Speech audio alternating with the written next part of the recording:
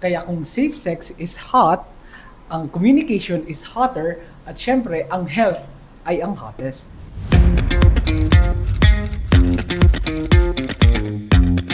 Hi guys! We're a group of med students, future doctors in the making from the pamantasan ng lungsod ng Maynila. And guess what? We even brought extra backup. Hindi lang future doctors. We even have licensed medtech in the house.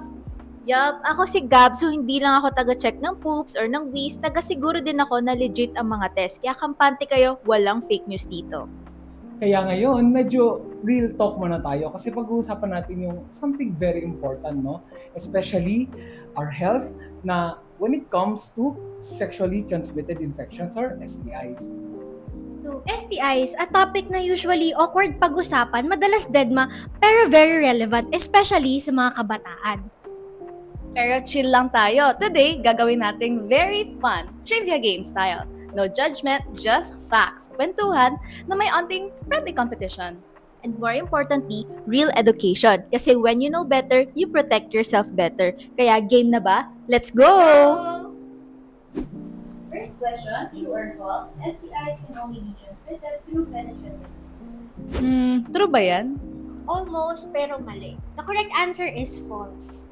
Oo, false talaga ang alam ko kasi hindi lang naman makakuha ng STIs through penetration. Ang alam ko pwedeng oral sex, anal sex, or even skin-to-skin genitalia contact. Actually, di ba may tinatawag nga tayo na vertical transmission, which is also known as the mother-to-child transmission kung saan yung infection ni mommy ay pwede mapasa sa baby through the placenta.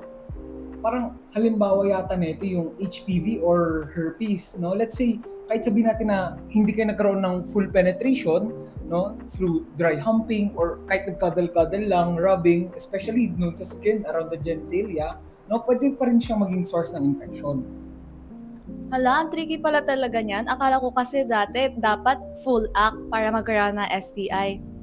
Kaya nga ang daming silent spread kasi maraming akala na safe sila kung walang penetration, pero reality check, kahit foreplay lang or oral activities, may risk pa din. Kaya I think ang key takeaway dito is sexual contact is the real risk. Kaya kailangan natin mag-ingat and always wear protection. Kaya, hindi excuse na kahit walang penetration, wala ng protection, no? Better safe than sorry, tama, no? Tama! Okay, next question. Which STI is often called the silent infection? Syphilis, chlamydia, or gonorrhea? Gonorrhea? Mali. It's actually chlamydia. Katunog naman eh. So, chlamydia ang tinatawag na silent infection kasi most of the time, wala siyang symptoms. So, pwede kang infected for months or even years, pero hindi mo siya nararamdaman. Kaya nga ang daming nagkakalat nito unknowingly. Sinasabi nila na hindi sila infected, pero sa totoo, infected pala talaga sila. Kaya, importante yung regular testing kahit walang symptoms, lalo na kapag meron kang new partner or nagkaroon ka ng risky encounter. Actually, this could even be damaging to your reproductive organs. Pwede ito mag-lead to pelvic inflammatory disease or even infertility. Nonchalant. Actually, gonorrhea may have mild symptoms, pero yung chlamydia talaga yung wala talagang symptoms at all. Kaya mas delikado kasi akala mo lang wala, pero meron! And that's why kahit feeling mo na healthy ka, kung sexually active ka, especially pag meron kang new partners, dapat talaga regular ang STI screening. So guys, hindi lang kapag may nararamdaman ka, doon ka magpapacheck. Prevention beats regret palagi. Okay, third question. Which body parts besides the genitals can get infected with STIs? Mouth, eyes, or both? I believe both. Tama ka naman dyan. Tama nga, hindi lang genitals ang pwedeng tamaan ng STIs, kahit sa eyes at mouth, pwede rin. For example, dito yung gonorrhea, no? Pwedeng magkaroon ng infection sa throat kapag nagkaroon ng oral sex. Or pwede ring eye infection, no? Kapag kunwari natilamsikan ng mga infected fluids. Grabe no, sa films kasi pinoportray nila na nakukuha lang ang STIs through the genitals, pero pwede din pala sa throat and sa eyes. Kaya dapat di tayo kampante kasi pwede siya makuha sa iba't ibang paraan, no? Risk pa din yan, kaya protection is, of course, importante pa rin talaga. And reminder din, yung symptoms sa eyes at saka sa mouth, minsan subtle. Pwedeng sore throat, pwedeng red eyes. Kaya minsan, akala mo nilalagnat ka lang or ina-allergy ka lang, pero STI na pala. Kaya kung may history kayo ng sexual contact, dapat pag nagpa-test kayo, hindi kayo magsisinungaling sa mga doktor nyo. Alright, next question. Which STI can cause infertility and death? Gonorrhea, HPV, or HIV? HPV? Mali ng konti. The correct answer is gonorrhea. Oo, gonorrhea talaga. Kasi ano yan eh, parang madalas na culprit yan kapag napabayaan. Tulad nga na sabi ko, pwede siya mag-cause ng pelvic inflammatory disease. Uy, pero sa guys din kasi pwedeng ma-infect ang kanilang sperm duct. Kaya pwede din magkaroon ng infertility sa males. Akala ko si HPV kasi yun yung madalas naririnig. No? Yun pala yung parang silent infection. No? Pag hindi naagapan, baka lumala lang. Ang mahirap pa, madalas kasi mild symptoms lang ang gonorrhea, minsan wala pa nga. Kaya pag may risk factors, dapat proactive na sa pagpapacheck. Tsaka FYI lang guys ang gonorrhea is curable with antibiotics kapag maaga to nahuli. Kaya wag na kayong magpatumpik-tumpik pa, magpa-check na kayo lalo na kapag may risky exposure. What's the most effective way to prevent STIs during sex? Condoms, birth control pills, or withdrawal? Ay, wait. Alam ko yan. Of course, my favorite, condoms! Tama. So, condoms talaga ang gold standard pagdating sa protection against STIs. So, hindi lang laban sa pagbubuntis, laban din to sa mga viruses at bacteria na sanhi ng STI. Kasi yung ibang contraceptives like yung birth control pills or let's say nag-pull out or yung withdrawal method, more on prevention lang sila ng pregnancy at hindi yung mga STIs na caused by bacteria or viruses. So, ayun nga, parang common misconception yan, lalo na among the young adults. Kasi iniisip nila na basta mag-pull out or basta nag-birth control pills is okay na, hindi na protected from the infections. Ganito kasi yan, yung condom, yung nagka-create ng physical barrier between two genitals. Kaya hindi madali makakapasok yung mga bacteria, virus, or any infected fluid. So, kapag tama yung paggamit, meaning tama ang pagsuot, hindi expired, at hindi nagdo-double bagging, super effective talaga sila in reducing risk. Next question. What material should condoms be made of to protect against STIs? Latex or cotton? Feeling ko latex. Tama. Oo, latex talaga kasi design talaga to para i-block yung mga viruses and bacteria. Hindi cotton kasi para bang nagluto ka ng problema mo niyan. Oo nga guys, imagine niyo cotton ang material ng condom nyo, di ba? Parang gumamit lang kayo ng socks. Eh di masalo nyo pinapasok yung infection. Kaya kung bibili ng condom, hindi lang basta kung anong brand yung cute ha, dapat check kung latex ba siya. Kung meron namang latex allergy, pwedeng polyurethane. Kaya guys, pro tip, no? Please, wag naman sa wallet niyo itatabi o kaya sa kotse, no? Pag sa wallet, lagi niyo maupuan yan. Pag sa kotse naman, mainit. Pwedeng mag-degrade yung latex. And ayaw naman natin magkaroon tayo ng mga unwanted accidents, di ba? Totoo, kapag expired na or lutong-luto na yung condom, mas madali siyang mapunit. Dapat cool and dry place, guys. Drawer ha, hindi bulsa. Yung elasticity kasi ng condom, hindi naman siya forever, no? Nagde-degrade din yan over time. So, kapag naluma or expired na, pwedeng mas prone siya sa pagkasira kapag ginagamit. Kaya dapat, before natin gamitin, check muna yung packaging kung intact pa at saka kung hindi pa lagpas sa expiry date. So, easy habit lang to pero super laki ng impact. So, moral of the story, ang paggamit ng condom ay hindi for aesthetic purposes lang. Material matters and storage matters, pati expiration, kaya dapat i-check nyo palagi. At syempre, huwag tipirin ng protection, condom pa lang safe ka na. Hindi ka pa abala sa gastos ng gamot later on. True or false? You can reuse condoms if you wash them carefully. True! Sis, mali ka dyan. La Gigi, hindi yan parang plato na pag ginugasan mo okay na. Kasi kapag sinuot yan, di ba, masistretch siya. Eh, hindi naman yan babalik sa dati niyang hulma kahit hugasan mo eh. So, kapag nire-recycle pala yung condom, para na rin ako nag-risk na magkaroon ng infection. Risk taker yan. Exactly. Kahit feeling mong buo pa, microscopically, weak ng latex material after use. Kaya guys, hindi na siya fully mapagkakatiwalaan. Tsaka baka nagkaroon na siya ng small invisible tears, yun yung parang di mo makikita sa naked eye mo. Pero, syempre, kapag may tears, meron ding risk of infection.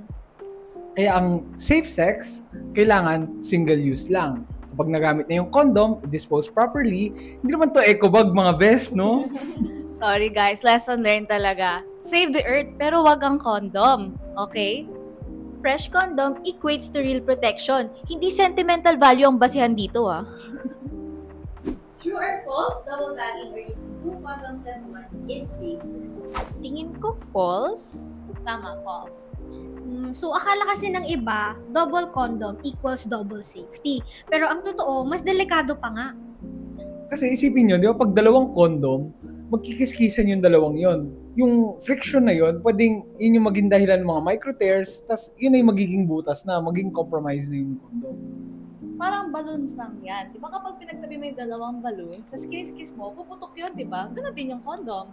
Tapos alam ko kahit kapag may micro-tear lang yan, automatic compromise na talaga yung safety mo. Pwede na to mag-lead to infections and pregnancy. Kaya important, 1 condom lang at a time. Hindi mas madami, mas safe. Basta tama ang pagsuot, buo ang material, at hindi expired. Tsaka guys, eto na, dito na yung size do really matters, no? Hindi pwedeng sobrang sikip na baka naman mapunit yung condoms or sobrang luwag na baka naman mahubad yan during the act. So, right size do matter. So, moral lesson sa condom, quality over quantity. Hindi uso dito ang double dipping ah. Where can you get confidential STI testing? Health clinics or malls? Health clinics? Tama, sa health clinics talaga ang tamang punta, hindi sa mall habang nagsha-shopping ka ng sapatos ah. Oo nga, imaginein mo, after mo bumili ng milk tea, STI testing ka agad sa food court? Hindi ganun. So, health clinics and some hospitals have confidential and youth-friendly services. Meaning, hindi nila basta-basta kinakalat ang info mo. Privacy is key. Alam ko meron ding mga clinics na nag-o-offer ng, kung hindi libre, sobrang mura ng mga testing, especially yung mga funded ng government, pati na rin yung mga supported ng mga non-government organizations. Importante din na huwag kayo mahihiya magtanong kung saan pwede magpa-test ha. Importante kasi na proactive ka sa health mo kaysa naman malate yung treatment. Totoo yan. Testing doesn't mean na may mali sa'yo. Testing means that you care about yourself and about your future. And syempre, huwag kalimutan, kahit confidential yan, importante pa rin maging honest sa healthcare provider mo para makuha mo yung tamang care na kailangan mo. True or false, STI testing is painful and complicated. True? Mali. The correct answer is false. Oo, hindi siya complicated or painful. Madalas, sobrang bilis lang ng mga test. Meron tayong urine test, meron blood test, and minsan meron din swab. Parang regular lab test lang. True, hindi naman kailangan ng dramatics dito kasi parang naging impression ng mga tao, ay, baka tusukin ako dito, okay, tusukin ako kung saan-saan, no? Pero hindi naman all the time ganun. Wow, grabe, akala ko mahirap siya. Akala ko surgery level. Simple lang pala. Ang komplikado dun yung pagpapabayaan mo siya, mas lalala siya. Mas okay na mag-undergo ka na lang ng 10-minute test kaysa sa 10-year regret. Actually, karamihan ng mga clinics ngayon ay confidential at quick ang process. Hindi siya public event na ipagkakalat sa buong barangay nyo. Kaya kung nagdududa pa rin kayo, nagdadalawang isip, no? Gawin nyo na lang mindset, no? Parang it's a small price to pay para sa ikakapanatag ng loob nyo. True or false, untreated STIs can increase the risk of getting HIV. True. Tama, kasi hindi ka lang magkakaproblema sa STI itself. Parang wini-welcome mo pa na, hello, HIV, come to me. Oo, kasi di ba kapag may STI ka, lalo na kung may inflammation or sugat, mas vulnerable yung skin mo at ang mucous membranes mo. Kaya, kunwari, may infection, yung first line of defense mo, compromise na. Kapag natamaan ka pa ng HIV, kung saan mas vulnerable ka, di ba? Mas lalo ka pang magiging vulnerable kasi yung target naman nun, yung immune cells mo. Kaya prevention is key talaga. Kung may symptoms ka man or wala, pero kapag risky yung activity mo, magpa-check ka na kaagad. Dapat di na pinapatagal. Hindi lang din to for personal protection ha. Pag pinotektahan mo yung sarili mo, poprotektahan mo rin yung future partners mo. Chain reaction lang talaga sila. Tsaka, important yun i-highlight na kahit gumaling sa STI, pero kung nagka-HIV ka naman dahil sa delay sa treatment, lifelong na yan. Kaya, prevention beats regret talaga. True or false, you can get STIs from toilet seats. I think true. False yun. Grabe, sobrang common myth niyan. Actually, halos unlikely or sobrang imposibleng makakuha ng mga STIs from toilet seats. Kasi yung mga STIs natin, no, yung mga causative agents sila, like yung viruses or bacteria, medyo specific yung mga required nila na environment para makapag-thrive. Mostly, kailangan direct contact through mucous membranes or bodily fluids para magkaroon ng infection. Oh, ganun pala yun. Kasi lumaki akong takot na takot sa CR. Akala ko kasi, di ba, sabi natin, contact lang, ganun. Hindi naman kailangan ng penetration. So, akala ko, counted yun. Oo, tama ka dun sa part na sa contact, pwede makuha yung STI, pero hindi mo makukuha yung STI sa banyo. Okay, so kagaya ng sabi ni Sev kanina, direct skin-to-skin contact or fluid to mucous membrane contact talaga yung nakakapagpahawa ng mga STI. So in short, huwag kayo matakot na magbanyo, no? Parang lalo lang magkakaroon ng problema, baka madamay pa yung kidneys niyan. True or false, you can get an STI by sharing food or utensils. True? Parang mali. Kasi parang similar din to sa kanina, di ba? Na parang common misconception din na makakuha ka ng STIs through food sharing or utensil sharing. Actually, mali nga kasi STIs need direct mucous membrane to mucous membrane contact, like sa genitals, mouth, or sa rectum. Hindi to napapasa sa tinidor or kutsara. Akala ko kasi parang sipon na basta may saliva, may chance na namahawa ka. Hindi pala ganun ka-basic kapag STI. Kasi, di ba, hindi nga siya makukuha sa toilet. Baka kasi iniisip ko kanina, pag may fluids, baka mahawa na. Hindi naman pala ganun. Yung mga STIs kasi, di ba, hindi naman siya katulad ng flu tsaka ng sipon na madaling natatransmit. No, yung mga causative agents sila, usually they die off pretty easily kapag nasa labas na ng katawan, lalo na sa mga cold surfaces like utensils. Kaya with that, huwag tayong matatakot na makikain or makiinom sa mga friends nating may STI unless laway conscious tayo, no? Okay lang naman, di naman siya natatransfer nun. Yeah, importante rin to fight stigma kasi marami pa rin naniniwala na dapat layuan or i-ostracize ang mga may STIs, which is very, very wrong. Right? Kasi yung STI, health issue siya, hindi siya character issue. Kaya dapat, meron pa rin tayong compassion for other people. If you had an STI once and got treated, can you still get it again? Yes or no? Of course, yes. Correct. So, tama yan. Hindi ibig sabihin na gumaling ka once, immune ka na forever. Kasi hindi yan parang bulutong na once lang. So, kung ma-expose ka ulit, no, either sa partner mo na infected or other risky activities, pwede kang magkaroon ulit ng infection. Wala tayong lifetime immunity against STIs. Oo, kasi akala ng iba na once treated, hindi na sila pwede magkaroon ulit ng STI. Pero kung hindi sila careful, restart lang ulit yung cycle.